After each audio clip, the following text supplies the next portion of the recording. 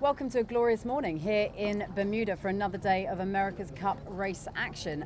Jess Sweeney alongside me, our meteorologist on the Land Rover BAR team, and Jono Macbeth, now popularly known worldwide as the Bear, our sailing team manager and grinder on board the boat yesterday. First of all, let's just reflect on that, because it was just the most remarkable win against Artemis yesterday, Jono, and much needed for the team. Yep, it was it definitely was a timely win, I think, and but really it was just a culmination of all the hard work that had been going on, and we've been talking about, constant improvements, not just on the boat but also in the sailing team. And I think we went out yesterday and sailed really well. Again, Ben is just starting this boat so well, and that just put us on the front foot from the beginning, and off we went from there. You were grinding away. How are the arms feeling today? Yeah, not too bad. Did you have an ice bath last night? I did indeed.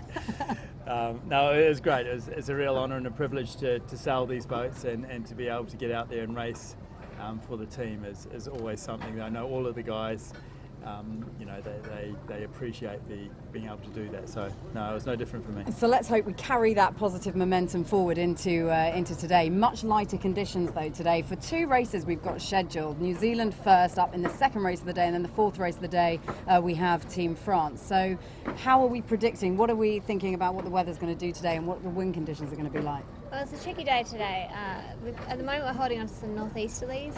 We had a good 12 knots this morning. It's just dropped down to 8 knots, and we're expecting it to veer into the east and then southeast. And if it does that, then we could have a really calm patch in the middle. Okay. So hopefully we hold on to the northeasterlies, probably around 6 to 8 knots. It could be quite shifty, and then we'll be expecting a right trend. And I think, it could be tricky. It could be tricky about mid-afternoon. Jono, does that mean that we're going to see the boats dip into the water and not perhaps 100% of that fly time that we have been seeing from them? Yeah, no, absolutely. This is a real shift in gears for all the teams, I think, today. It's probably definitely going to be the lightest sailing day we've had since the regatta began.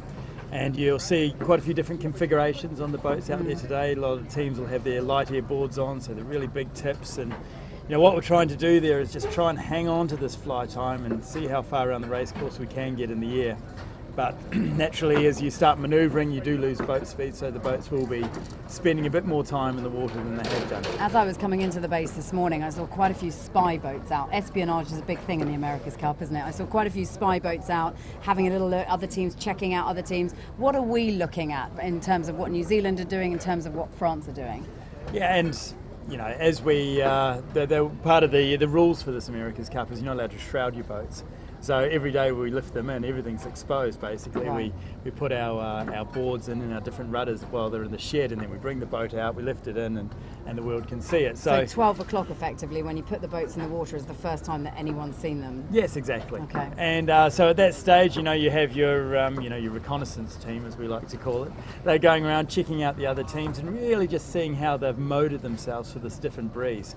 And from there, we can just slightly adjust our tactics to counter any strengths or weaknesses that the other teams may have. Jess, you say it's going to be a tricky day in terms of the weather and calling it one way or the other. How will your role, what will you do during the course of racing? Because we've got two races to think about today. So what will you be doing? Will you be in constant communication with Jono, who will then relay to Ben? How will that work? I'll be checking all the observations, updated models as they come in. And because we could have two different scenarios, I'm going to be trying to feed that through generally to the coach boat, to Rob Wilson, and then Jono also will be involved in the decision about how that's going to impact the boat.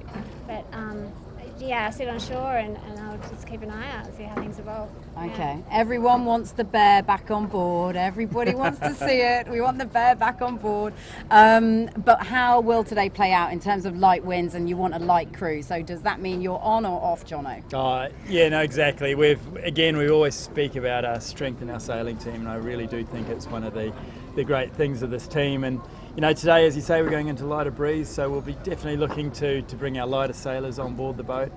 This helps with accelerations in and out of manoeuvres. So, unfortunately for the heavier set monks, sailors amongst us, I'll be stepping off today. But it's all about contribution in this game, and we've got some incredible sailors that are they'll be on the boat today, but also guys that are always helping out in different areas. And we've got a lot of racing still to go. I mean, this is the thing about this Cup. It's a long-term programme, isn't it? We're not looking at 1 week. We're looking at 4 weeks of competition, ideally. Yeah, no. So you've got to plan for the future and keep guys fresh constantly, haven't you? Yeah, no, absolutely. And like you say, this is a marathon. This is not a sprint. We're not even halfway there. We're not even probably a third of the way there, So... the guys yesterday that weren't racing, they're always in the gym doing recovery, making sure they're getting all their nutrition in and really trying to boost them up, so the next time they do get out on the boat, they're rearing to go. I got carried away yesterday. There were quite a few tears and then subsequently quite a few glasses of champagne. And my husband did say to me at home a little later on in the day, just calm down, cool your jets, we're not there yet.